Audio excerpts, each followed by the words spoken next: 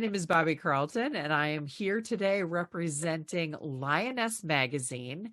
And today we're going to be talking about accelerators. We have a special guest, Lianna Kushi from EForAll. She is a program director there. And Lianna, thank you so much for joining us today. Thank you so much for having me, Bobby. And I'm going to start right in on the big question a lot of people ask me, which is, what's the difference between an accelerator and an incubator?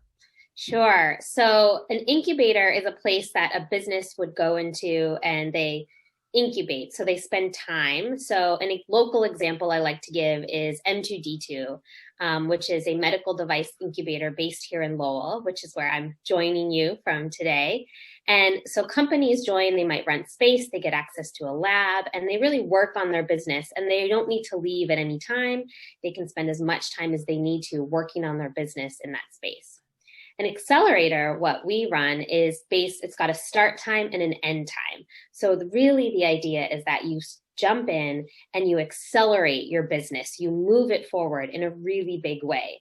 For some, that's taking it from an idea to launching it. And then for others, maybe they've already been in business for a while, it's growing it significantly in that period of time. And so moving much faster than you would if you were on your own. Nice. And EForAll is a little bit different from other accelerators. You want to tell us how? Sure. So a traditional accelerator, when they first got started, is a for-profit business where they invest in a company. So they actually would give the founders who are starting a business some money, and then they take a percentage of the company. And the hope is that that company is going to grow big. It's going to be one of those unicorns. So like Airbnb or Reddit, they came out of accelerator programs. Our accelerator, on the other hand, is a nonprofit. So we are interested in big, bold ideas for sure, but they represent probably about less than 10% of the entrepreneurs we work with. We're in what we like to call underconnected communities. So Lowell-Lawrence, and we want to take people starting businesses with all types of ideas. So that could be a mobile car cleaning and detail service business. It could be a bakery.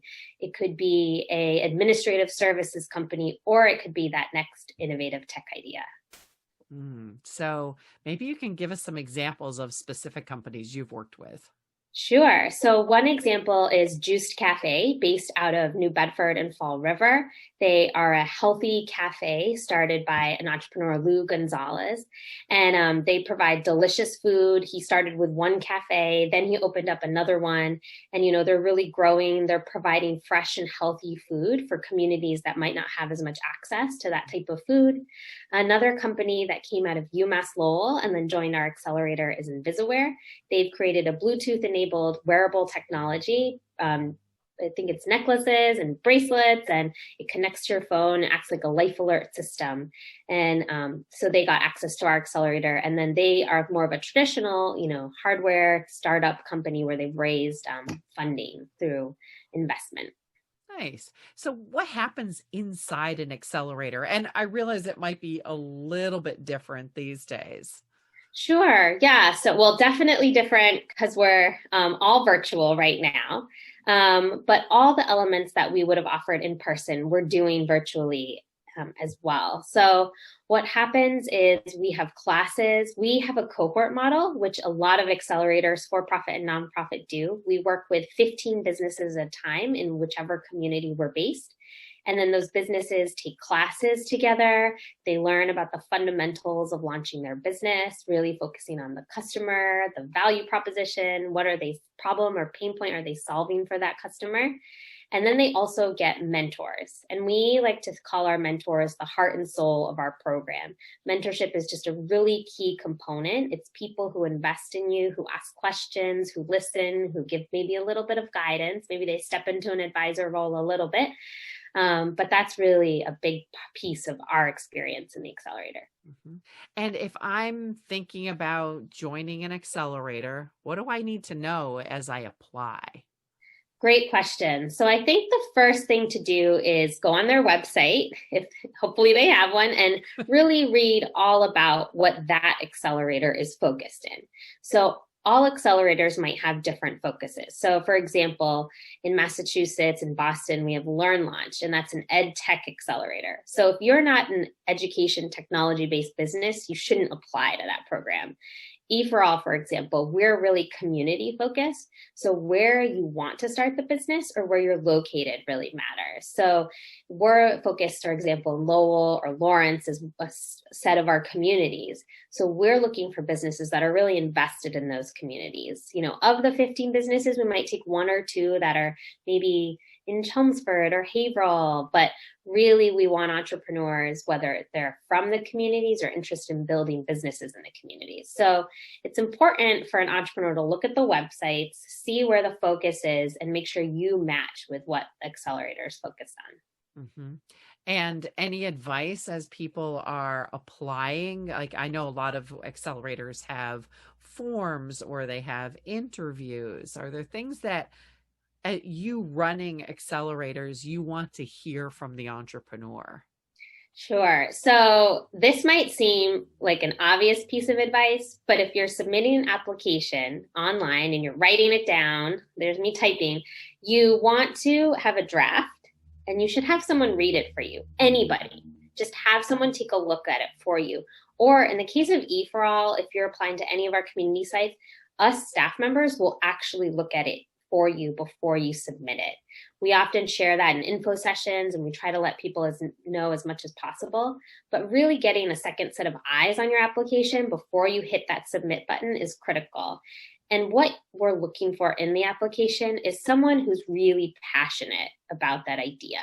And they also really want to share what they've done already towards the idea. So even if it's an idea, you haven't started it, talk about all the things you've done, how many people you've talked to, what you're thinking about with it, other examples that are like your idea. Maybe they're competition, but that's okay. Share what you've learned in your research on that. I met these great women who were starting a business. I met them at a market and they submitted an online application. And in it said, what have you done towards this idea? And they said, nothing. And I was like, what? But I literally met you at a market selling product. You've done so much. You've done more than other people who've applied. So, have someone else take a look at your application and answer all the questions. And, don't be afraid to add a little bit more. Like, if this isn't a situation, at least for EForAll, I can't speak for all, where less is more. There are character limits on some questions. Of course, you abide by those because you can't write more than that. But adding a little bit more could always be beneficial. Uh-huh. And once someone has been accepted to an accelerator, what steps can they take to make that a great experience? It's a good question. So, well, first, the three things we're looking for in an entrepreneur is passion. We want to just feel that in a Zoom video or in person. Commitment, and that's not just commitment to our program and the schedule, and you've set the hours aside and you've thought ahead of that you can fill your life with this, but commitment to what it means to be an entrepreneur. I think we think of being an entrepreneur as this like sexy, cool thing where I'm going to be on the cover of a magazine one day. It's really hard.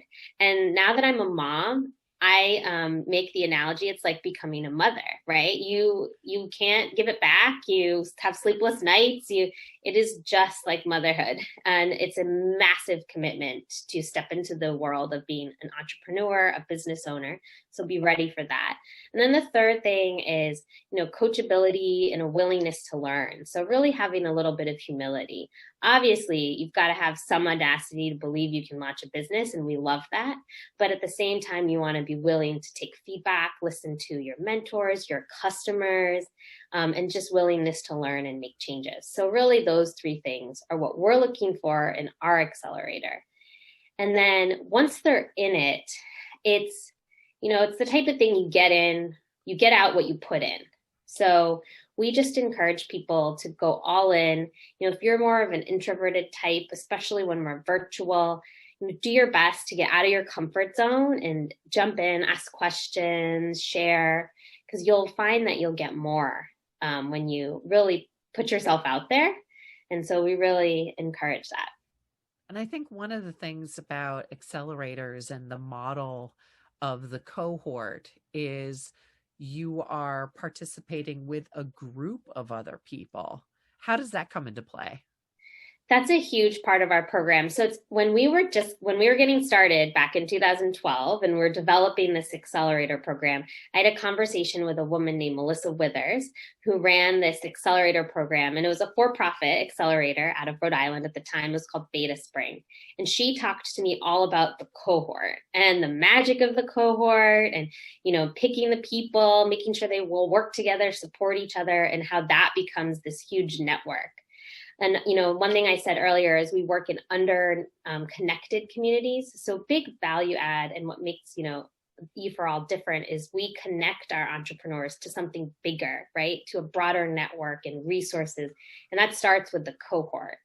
So that cohort is critical to support each other, to help find each other business, entrepreneurship can be really lonely. And so that's part of why the cohort is so special. Nice. Very nice. So, Liana, you just recently got a promotion. What does that mean for you career-wise? Let's start off with how you got into this and take it up to present day. Sure. Thank you for asking. So, I went to a liberal arts college and I studied Japanese poetry. So never did I imagine that Japanese poetry would translate into helping people launch businesses. So I did do some work related to Japan for a few years, but then I decided to get my master's in economic development at UMass Lowell. And it just so happened this entrepreneurial initiative was getting started when I finished my master's. So I applied and I joined our founding team, and we had some funding from a serial entrepreneur, Deshpande. And at the time, the mandate was, let's build a grassroots entrepreneurial movement.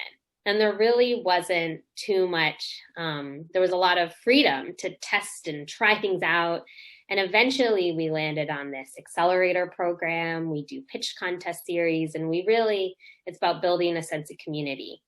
So I helped us get started in Lowell and Lawrence. And then I decided to leave to join a startup. I joined Family ID for a little while and did some sales and marketing. And then I joined a nonprofit startup, Institute for Nonprofit Practice. And I really enjoyed being in that startup, building world. But I was commuting to Seaport and I live in Lowell. And if anyone knows Boston traffic, it was a good 90 minutes each way, so 3 hours a day. And I got through the whole Harry Potter on audiobooks pretty quickly, and they're delightful. But I wanted something that was closer to home. I live in Lowell, so I did come back 4 years ago to run our accelerator here in Lowell and Lawrence. And then recently got promoted to our what's called our programs director. And so I'll be helping support all of our programs or all our communities. So we're a statewide organization across Massachusetts. And then we're also in Colorado, and we're planning to grow there as well as grow nationwide. So we have big dreams. There's a lot of communities like Lowell, Lawrence, New Bedford, Roxbury, others that are not as connected to these awesome entrepreneurial ecosystem. And that's what we want to do. We want to connect as many underconnected communities to entrepreneurship, because we believe that entrepreneurship is an agent for change and can really uplift people's lives, can help, close the wealth gap for communities. And so that's our goal here. Fabulous. All right. Last but not least, can you leave us with some specific tips for people who are interested in accelerators and perhaps joining one? Great question. So I would say, definitely reach out to the people who are running them. And if they're too busy and you don't hear from them, reach out to others who know them, and reach out to people and, network as much as you can. And as you're meeting new people, always ask them at the end of the conversation, who else should I be talking to? And that will hopefully get you to the right connection. You can eventually apply to the program and be successful. Fabulous. So how do our listeners learn more?